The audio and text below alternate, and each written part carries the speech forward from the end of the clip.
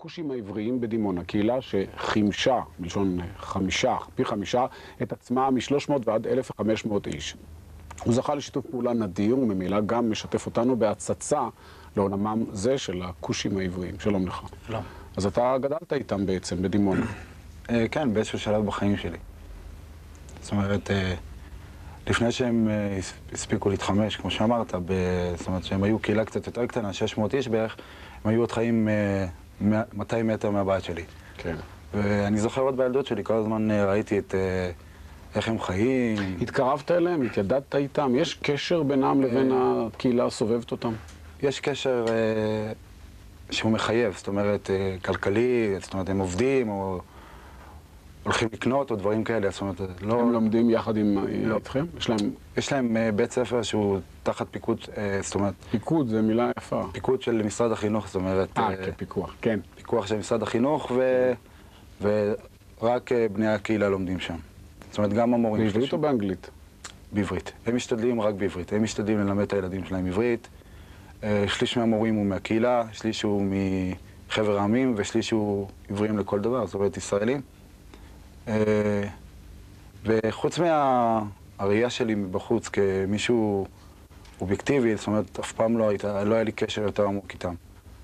וזהו, ונראה לי שזה מין חלום ילדות. זאת אומרת, נראה לי שהמדיום הזה נותן לך אופציה להגשים כל מיני חלומות. זאת אומרת, אתה יכול לתת ביקורות על דברים, אתה יכול לבחון דברים בצורה קצת יותר מעמיקה. וזהו, וברגע שהייתה לי את האופציה, עשיתי את זה. זאת אומרת, אתה חושב שאתה יודע יותר על הכושים העבריים כתוצאה מעשיית הסרט? אני יודע המון. למה? זה מתחיל בתחקיר של...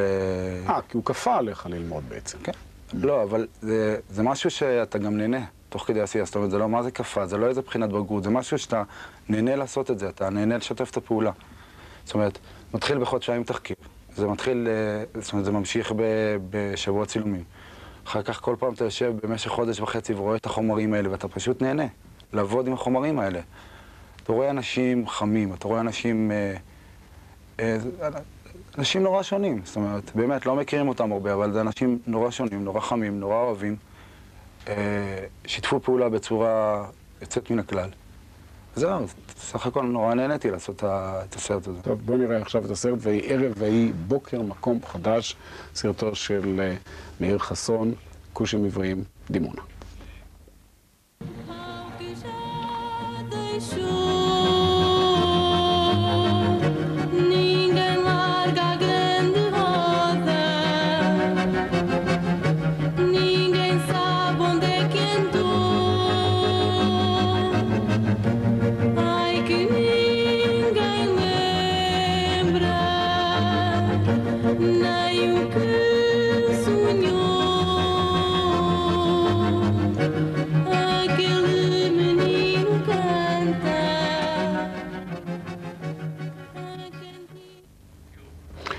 היה נכון לומר שיש להם חיים כפולים בעצם. החיים האמיתיים של הכושים העבריים הם לא כל כך חגיגיים כמו שרואים בסרט, הבגדים הצבעוניים האלה, נכון, המוזיקה. במציאות זה הרבה יותר קשה. זה כמו אצלנו, זאת אומרת, זה כמו בכל קהילה. אין משהו שהוא לכאורה הכל טוב והכל ורוד. גם אצלם יש בעיות שהם די מנסים להפנים את הבעיות, אבל סך הכל, אם אני מעמיד אותם יחסית אלינו, זאת אומרת שאנחנו כבר עם, ואנחנו גדולים, ואנחנו מתרבים, אז אנחנו די מוצאים כביסה מלוכלכת. הם בתור קהילה שהם מאוד קטנה. הם, הייתי אומר שהם אנשים די מאושרים. יש להם את הצרות שלהם, אבל הם מפנימים את הדברים האלה. יש קליטה של ישראלים בתוך הקהילה הזאת? לא, יש בסרט רואים בחורה אחת.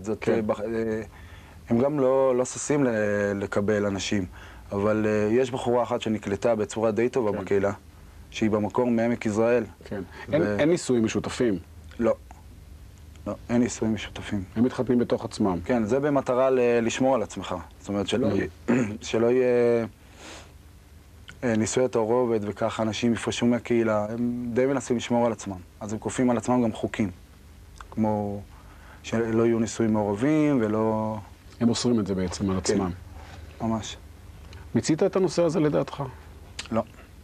היית רוצה לעשות יותר? הייתי רוצה לעשות יותר. היית רוצה לעשות אחרת? הייתי רוצה קצת אחרת, הייתי רוצה הרבה. זאת אומרת, הייתי רוצה קצת יותר לתקוף את הבעיות, יש להם המון בעיות, ואי אפשר לתקוף את כל הבעיות בתקציב ובאמצעים שעמדו מולי.